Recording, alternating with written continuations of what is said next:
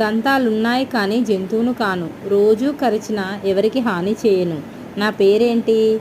దువ్వెన. అమ్మ తీయన, కొడుకు పుల్లన, మనవడు కమ్మన, ఎవరు వారు? పాలు, పెరుగు, నెయ్యి. తడిస్తే గుప్పెడు, ఎండితే గంపెడు, ఏమిటది? ప్రత్తి. పత్తి ఎండినప్పుడు ఎంతున్నా మనకు బరువుగా అనిపించదు, అదే తడిసిందంటే బరువు అవుతుంది. అందరికీ కనిపిస్తుంది కానీ నాకు కనిపించదు, ఏమిటది? వీపు. తోక నిండా అందమైన కళ్ళు, నాట్యం చేసేటప్పుడు తెరచి తెరచి చూస్తాను, ఏమిటది? నెమలి. అన్న ఇంటికి తమ్ముడు పోతాడు కానీ తమ్ముడి ఇంటికి అన్న రాలేడు, ఏమిటది?